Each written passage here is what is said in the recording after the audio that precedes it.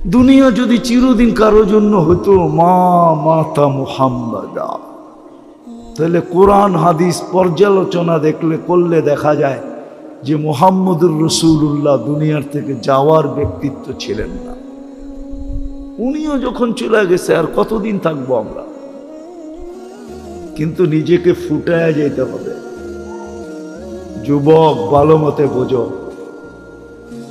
এই জন্যই মনে হয় আল্লাহ সতর্ক করছেন, লা ইয়াক্তাররুকা শাবাবুকা, যৌবনের তরঙ্গ যেন তোমাকে বিমুখ না করে, দিক হারা না করে, তোমাকে মাতাল না করে, উদাসীন না বানায়, পাগল না বানায় দেয়।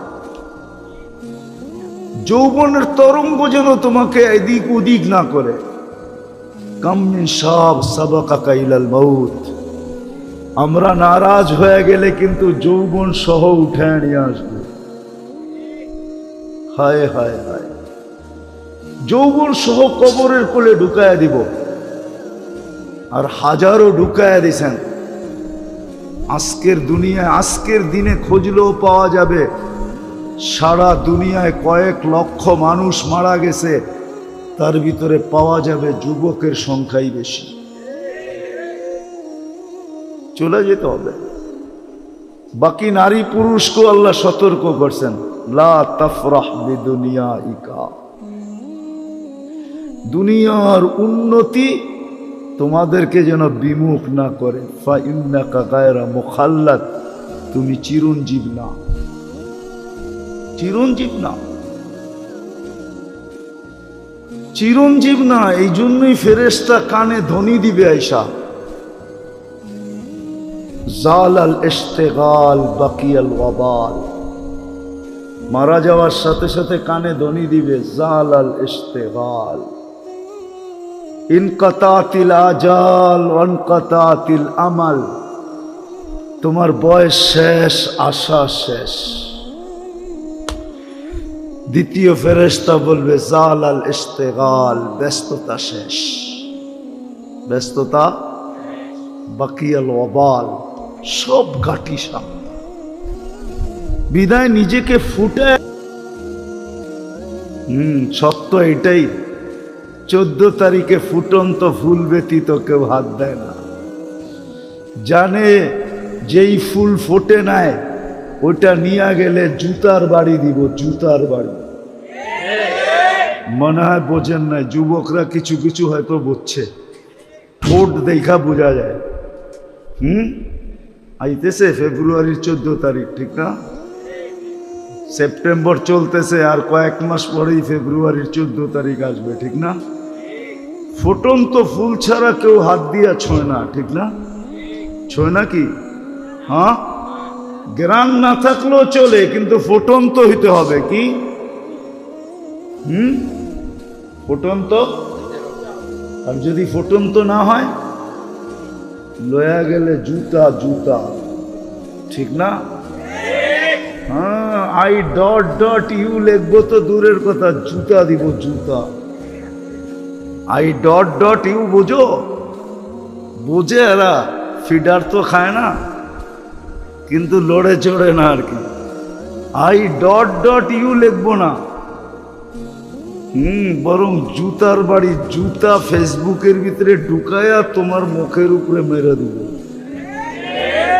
কইব তুই একটা ফুটন্ত ফুল আনতে পারোস নাই?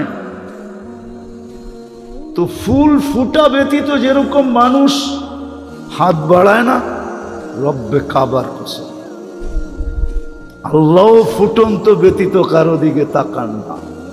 আর ফোটে কখন? যখন রহমত পতিত হয়, আল্লাহর রহমতের ছোঁয়া যখন লাগে তো ফুটন্ত হয়ে যায়। তখন পাওয়া যায়, ওই যুবকও পাওয়া যায় যে সারা রাত্র দাঁড়ায় দাঁড়ায় কাঁদতেছে। আল্লাহ যদি বলে কাঁদিস কেন, তো চিৎকার দিয়া বলে, না সোনে মে মজা না খানে মে মজা, সির্ফ আতা হ্যায় তেরে আগে রোনে মে। কিছুতেই তো মজা পাই না, শুধু কান্নাই মজা পাই, এই জন্যই তো দাঁড়ায় দাঁড়ায় কাঁদতেছি। আছে, আমাদের সমাজে আছে, আলহামদুলিল্লাহ আছে। যুবকের যদি আজকে বুঝে আসে, তাহলে এইখানেও যুবক তৈরি হইতে পারে যে রাত্রে দাঁড়ায় দাঁড়ায় আল্লাহর সামনে কাঁদবে আর চিৎকার দিয়া বলবে, আর কত, কবে কবে দেখা হবে, কবে কবে, কার সাথে? আল্লাহর সাথে। কবে মিলবে জান্নাত? দুনিয়া ভাল লাগে না। হ্যাঁ হ্যাঁ আছে যুবক, এরকম যুবক আছে, সমাজে আছে আলহামদুলিল্লাহ, আমরা খুঁজা পাই মাঝে মাঝে, যাদের দুনিয়া ভাল লাগে না। ও সারাক্ষণ ভাবে কবে যাব জান্নাতে। কেননা জান্নাতের স্বাদই তো ভিন্ন, ঠিক না?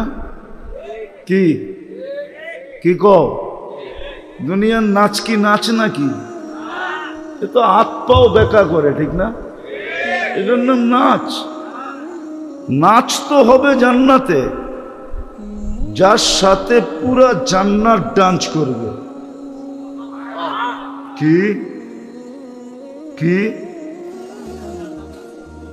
40 বছর টানা নাচ না, যে নাচবে সে ক্লান্ত হবে, যে নাচ দেখবে না সে বিরক্ত হবে। মজা বাড়তেই থাকবে, বাড়তেই থাকবে। আর বাড়বে না কেন? যে নাচতেছে ও তো পড়ে আছে 3 কিলোমিটার ঘেরের লেহেঙ্গা। কি লেহেঙ্গা বোঝেন? কয় কিলোমিটার ঘের? এরম মারলে 3 কিলোমিটার জায়গা নিয়ে ফুলা উঠবে। যাকে হাঁটু পর্যন্ত বানাইছেন আল্লাহ মুস্ক দিয়া, কমর পর্যন্ত বানাইছেন আম্বার দিয়া, কাত পর্যন্ত বানাইছেন জাফরান দিয়া, উপরের চেহারাটা বানাইছেন হোয়াইট কাফুর দিয়া। 120 ফিট লম্বা হবে, চুলটিও 120 ফিট লম্বা হবে। নাচতে নাচতে যখন মাঝে মাঝে চুলের আগা তোমার মুখে মারবো না, আল্লাহর রসুল তো একটা চুলের কথা বলছে, আকাশের নিচে লাড়া দিয়া দিলে লাতা আত্মারাতি দুনিয়া কুল্লা, সারাটা দুনিয়া সুগরানে মোহিত হয়ে যাবে। আর পুরা বেনিটা যখন তোমার মুখে লাগাবে তো কেমন সুগরান হবে। ও যুবক, একটু ভাবো না। মজা বাড়তে থাকবে, কিন্তু নাচতে নাচতে এক সময় বলবে, আর কত নাচ দেখবি, 40 বছর হয়ে গেছে। হ্যাঁ, খালি নাচেই দেখবি, ভিতরের কোনো কাহিনী দেখবি না। মনে হয় ফিডার খায়, কিচ্ছু বোঝে না। চল কামরায় তোরে কাহিনী দেখাই। আল্লাহ বানায় রাখছে, এই জন্যই তো যুবক সারা রাত্র কাঁদে। আল্লামা কর্তুবী রহমতুল্লাহ আলাইহি লেখছেন, এক যুবক সারা রাত্র নামাজ পড়তেন, সারাদিন রোজা রাখতেন। গড়ালারা বুঝেইছে এরকম করিস না, পাগল হয়ে যাবি। বন্ধুরা বুঝেইছে, কার কথা মানে ও? মজা পাইলে কি আর কারো কথা মানে? কি মানে নাকি? হ্যাঁ, নাইলে মাদক নিরাময় সেন্টার এত হইতো কেন? ও তো মাদকে মজা পায়, এখন নিরাময় সেন্টারে যাইও ছাড়তে চায় না, ঠিক না? ছাড়ে নাকি? ওইখান থেকে বাইরে আইসা যেই সেই কি ওই যেটা বলে ওইটা তো বলি, ঠিক না? আমি শেষ জায়গায় চলে আসছি, কিন্তু নামাজের সময় হয়ে যেতেছে। তো জান্নাতে মজা বাড়তে থাকবে। তো যুবককে বুঝেইছে, পাগল হয়ে যাবি। একদিন সকালে রাস্তা দিয়ে দৌড়াইতেছে আর বলতেছে, আইনা আইনা আইনা কোথায়? তো সবাই বলতেছে, বলছিলাম না পাগল হইব, ওই যে দেখো এখন তো লুঙ্গি নিচে আছে, কতক্ষণ পরে খুইলা মাথায়ও দিতে পারে, মাথায়ও বাঁধতে পারে। তো সবাই দৌড়া, বন্ধুরা জিজ্ঞাসা করছে, আরে তুই দৌড়াস আর আয়না আয়না এটা কি বলিস? আয়না আয়না আয়না কোথায়? কই ঘুমায় গেছিলাম, সকালে তন্দ্রা আসছিল, তো দেখলাম এক জান্নাতের বাগান, ফলে ফুলে ভরা, ভিতরে এক ঝর্ণা, পানি পড়তে ছিল, এমন মেয়েরা যাদের বর্ণনা দেওয়ার মতো আমার কাছে আমার পক্ষে সম্ভব না। শুধু আমি না, সৃষ্টিও মনে হয় সৌন্দর্যের বর্ণনা দিতে পারবে না। আর আসলে বর্ণনা দিবে কি করে?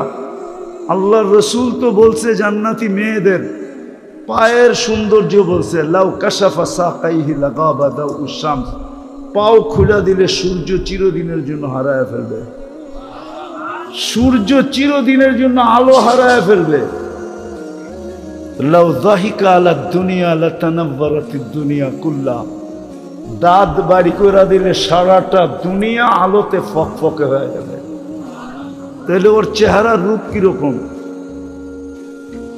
তো বলে আমি যখন কাছে যাইতেছিলাম তো মেয়েরা বলতেছিল আয়নার জামাই আসতেছে।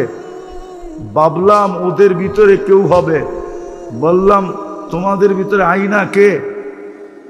বললাম আমরা কোথায়, আমরা তো এর খাদেম, সেবক, ও তো আরো সামনে।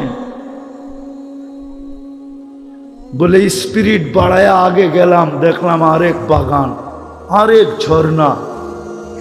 প্রথম মেয়েদের চেয়ে কোটি গুণ বেশি রূপসী হবে এই মেয়েরা। ওরাও আমাকে দেখা বলতেছিল আয়নার জামাই আসতেছে। বললাম তোমাদের ভিতরে আয়না কে? করে আমরা কোথায়, আমরা তো সেবক, সে তো আরো সামনে। বলে চললাম, যা দেখলাম এক হীরার ঘর, দরজায় একজন দাঁড়ানো আছে, দুই দলের চেয়েও কোটি গুণ বেশি সুন্দরী। ভাবলাম এইটাই হবে।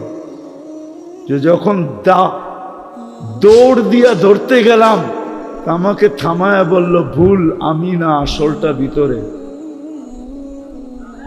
আসলটা আমি না, আসলটা। বুঝা ফেলছে কাকে ধরতে চাইতেছে। তো যখন ভিতরে তাকায় দেখছে, তো দেখতেছে মুক্তার দোলনায় দোল খাইতেছে। তো দৌড়ায় ধরতে চায় না, বলে দৌড়ায় ধরতে গেলে আবার কই ছুটা যায়, তো জাম্প মাইরা ধরতে চাইছে। তো ভিতর থেকে হাত দিয়া বলছে খবরদার, থামো, আজকে ইফতারি তুমি আমার কাছে করবে, আজকের ইফতারি। এই জন্যই ব্যবস্থা চলতেছে। বইলা এক কাহিনী শুনে একটা চিৎকার দিছে, রু বাহির হয়ে চলে গেছে। হায় যুবক, হায় মানুষ, রহমতের ছোঁয়া লাগলে এরকমই ফুটবে। গরিব ফুটবে, পুরুষ ফুটবে, নারী ফুটবে, সমাজের প্রত্যেক ব্যক্তি ফুটবে। খোদার কসম, আজকে যেরকম মানুষ মানুষ থেকে অতিষ্ঠ, মানুষ মানুষ থেকে অতিষ্ঠ, চিত্র দেখলে চোখের পানি রাখা যায় না। আমি যদিও ছিলাম না, আমি জুলাইয়ের 8 তারিখে গেছি দেশ থেকে, আগস্টের, জুলাইয়ের 18 তারিখে গেছি, আগস্টের 18 তারিখে আমি আসছি। যদিও 1 মাস বাহিরে ছিলাম, প্রোগ্রাম ছিল, কিন্তু যখন চিত্র দেখতাম, এক নজর দেখার পরে দ্বিতীয়বার দেখার জন্য মন সইতে পারত না, মনে হয়তো ভিতরে ফাইটা যাবে। কিন্তু এই চিত্রগুলো তো মানুষই করছে, ঠিক না? আজকে মানুষ মানুষের থেকে অতিষ্ঠ, শুধু এই কারণে ফোটে নাই। ও যদি ফুটতো, হায় হায়, প্রতিবেশী প্রতিবেশীর দ্বারা কোনোদিন কষ্ট পাইত না, মহল্লাওয়ালার থেকে কোনোদিন কষ্ট পেত না, মানুষ মানুষের থেকে কষ্ট পেত। আরে কোন কুকুর পর্যন্ত মানুষের থেকে কষ্ট পেত না। মানুষ তো দূরের কথা, একটা পিপিলিকা পর্যন্ত কোনো মানুষ থেকে কষ্ট পাইত না। জিজ্ঞেস করেন এই মাদ্রাসা আলাদেরকে, আমাদের কিতাবে লেখা আছে কুকুর পিপিলিকার অনার্থক গতি রোধ করা পর্যন্ত নিষেধ। পাইলেই তাকে মাইরা ফেলানো নিষেধ। একটা প্রাণীর হক পর্যন্ত সুরক্ষিত থাকে, ছিল, থাকতো যদি আমরা ফুটন্ত হতাম। আমরা তো ফুটন্ত না, আমরা ফুটি নাই, যুবক ফোটে নাই। তাহলে আমার সমাজের যুবক কোনোদিন নেটে দেখা চুল কাটতো না, এদের পোশাক আশাক এরকম হতো না। তাহলে তারা তালাশ করত আমাকে রহমতের ছোঁয়া নিতে হবে। আমি কেমনে রহমতের ছোঁয়া পাবো?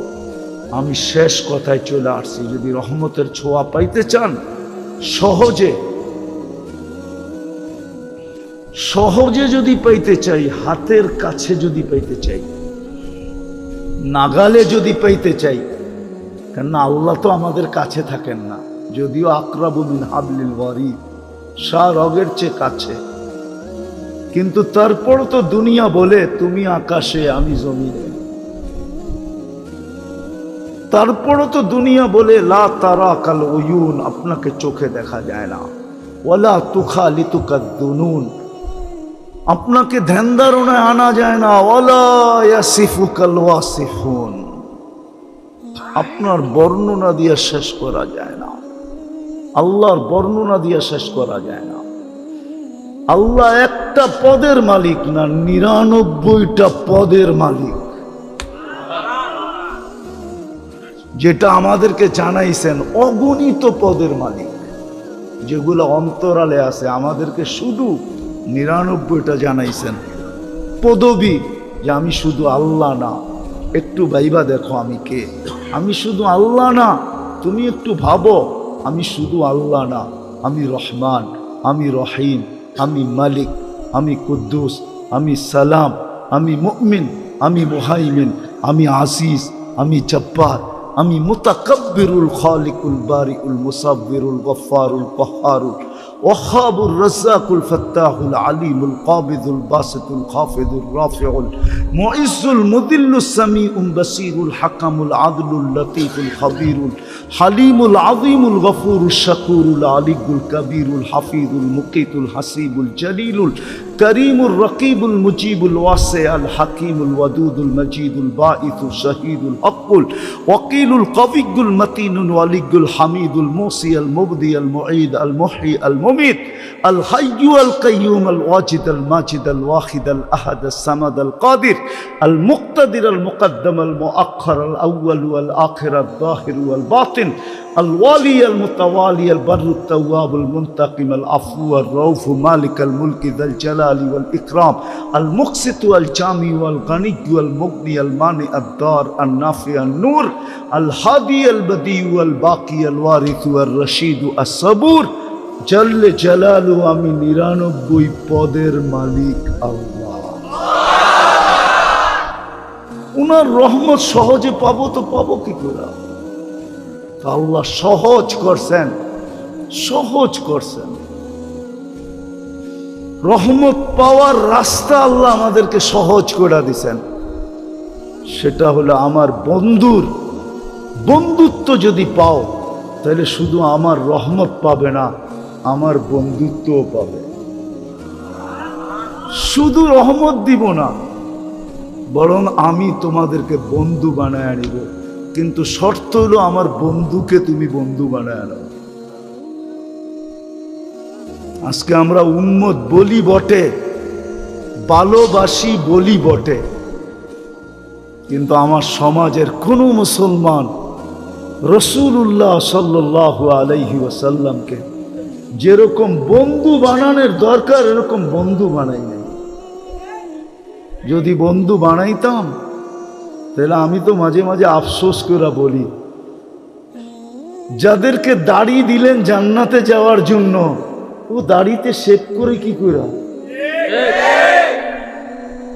হাজি হজের থেকে আয়সা রওজায়ে আতহারের সামনে দাঁড়াইয়া ও আয়সা আবার শেভ করে কি করে? ও যদি বলে আমি রওজায় আরথারের সামনে দাঁড়াইছি, আমি তো এই যোগ বিয়োগ মিলাইতে পারি না যে ও আল্লাহর রসুলের রওজার সামনে দাঁড়ায় আইসা আবার শেভ করে কি করা। ও রওজা দেখা আসলো, মদিনা দেখা আসলো, সব বাদ দিলাম।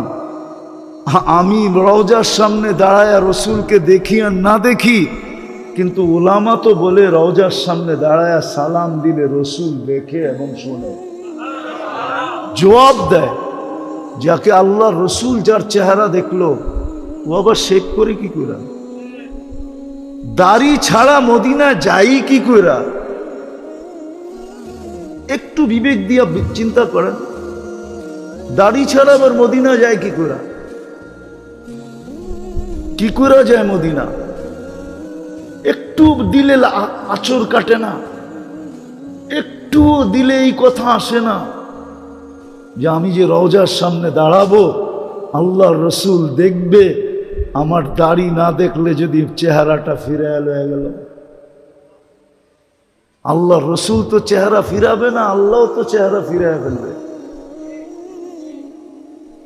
আল্লাহ তো এটাই বলছেন, রওজার উপরে তো এই লেখাই আছে,